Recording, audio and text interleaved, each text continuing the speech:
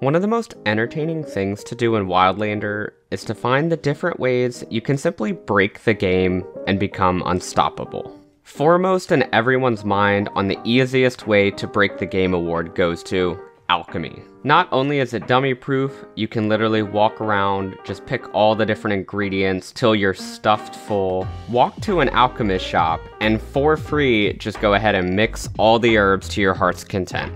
Not only does this provide you a method of easily leveling up, as you can just spam the buttons once you find ingredients that work, but also you can resell these potions, particularly the ones of higher value, and then use that money to either A, buy more ingredients, which just kind of continues the cycle, or you can use that money to buy better gear, better items, or just simply level up your skills by finding a trainer and putting your money towards that.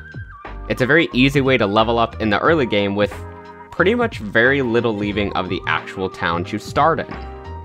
Shifting to another fun one, which is kind of a hybrid of a tip I've given before, but if you start off with the Highborn ability, and you have a horse, and you're a spellcaster, you can just use the Highborn ability while on your horse to just wreak havoc on whatever you're facing, whether it be a troll, bandits, or even a dragon. As shown here, I knocked this dragon down to like half health just by spamming magic.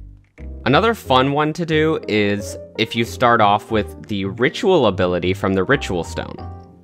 The reason this one's so useful is when you use the ability and your summons die, they don't actually turn into ash. So theoretically, you can raise some minions, run away, and then return and raise all the minions you had before plus everyone they killed. And do this, I don't know if it's till infinity, but I haven't noticed them turning to ash period, which just makes this so much more entertaining. Another way to break the game, at least for the early to mid part of the game, is to find amazing gear. Starting off, if you start as a Breton, you can start off in the Whiterun Wilderness and head straight towards the Broken Fang Cave, something you can do at level 1.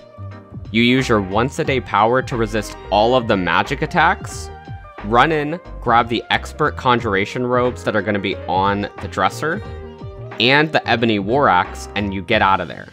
This makes it so that you have much more progressed gear starting off right away, especially if you're going to be a conjuration-based character or you're going to use a one-handed based character. It's extremely useful.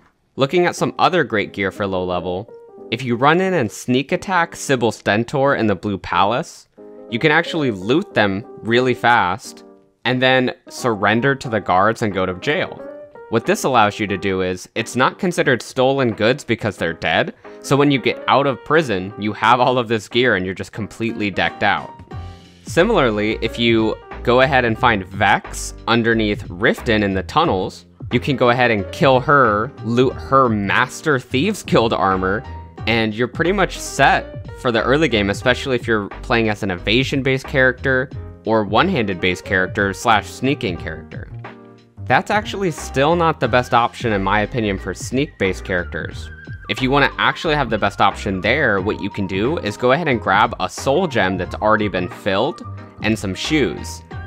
Then have Calcelmo enchant them with Muffle, and he can go ahead and enchant it to the best enchant possible since he's a level 100 enchanter. From here, you do need to level your illusion skill to 35, and then you can dual cast invisibility. Now, pretty much nothing is ever going to notice you whenever you're meandering around, and it makes it so that if you're not trying to engage the enemies around you, they're pretty much not going to be a problem, which is definitely trivializes a lot of the difficulty with Wildlander, particularly early on.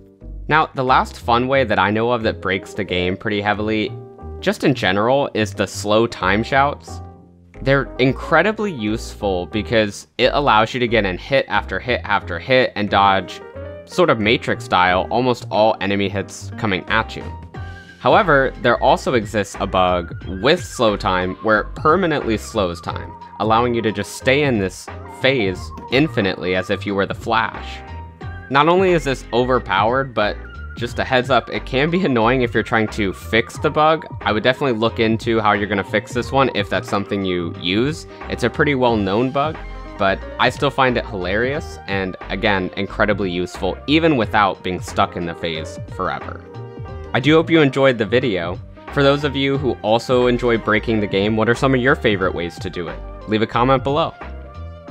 If you enjoyed the video, leave a like, consider subscribing, and stay safe, Wildlanders.